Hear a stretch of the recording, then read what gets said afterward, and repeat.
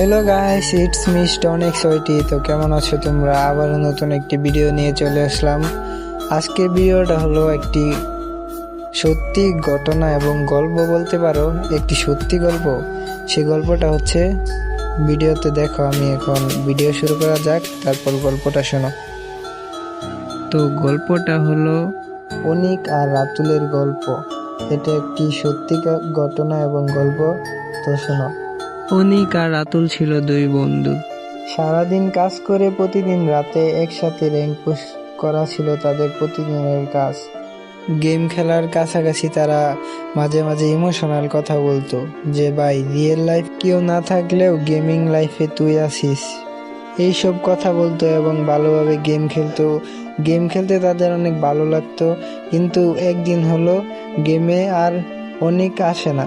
মানে রাতুল ভাবছিল network problem মনে হয়, এর জন্য গেমে আসে না। এইভাবে চলতে চলতে একদিন হয়ে গেল, 2 দিন হয়ে গেল, 1 সপ্তাহ হয়ে গেল, এখনো অনিক আর গেমে আসে না।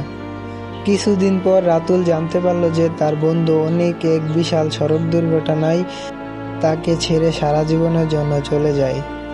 এখন রাতুল যখনই গেমে ঢুকে, তার বন্ধুর সেই অফলাইন আইডির দিকে তাকিয়ে শুধু শুধু গেমের লবিতে দাঁড়িয়ে থাকে। এখন আর তার বন্ধুর সাথে ম্যাচ খেলতে পারে না। এটা ভেবে তার অনেক কষ্ট লাগে। সে ভাবে যে গেমে নক হলে তো বাঁচানোর মানুষ আছে, কিন্তু রিয়েল লাইফের বন্ধু তো আর কখনো ফিরে আসবে না। এটা ভাবে তার সবসময় অনেক মন খারাপ থাকতো। এভাবেই কিছুদিন পর সেই রাতুল নামক ছেলেটাও গেম থেকে অফলাইন হয়ে যায়, আর শেষ হয়ে যায় একটি সফল গেমারের গল্প। তারা কত কথাবার্তা বলতো যে তারা একসময় স্পোর্টস প্লেয়ার হবে, স্পোর্টস খেলবে, বাংলাদেশকে রিপ্রেজেন্ট করবে। সেটা আর করা হলো না। সেই সময় থেকে আর কখনোই রাতুল আর অনেকের খোঁজ পাওয়া যায় না। এখন তারা পুরোপুরি অফলাইন জগতে চলে গেছে। তো ভালো থাকবেন। আমার গল্পটুকু এই পর্যন্তই ছিল। আবারও নতুন একটি গল্প নিয়ে আসবো সামনের ভিডিওতে।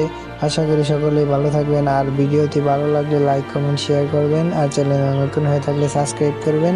টাটা, আল্লাহ হাফেজ।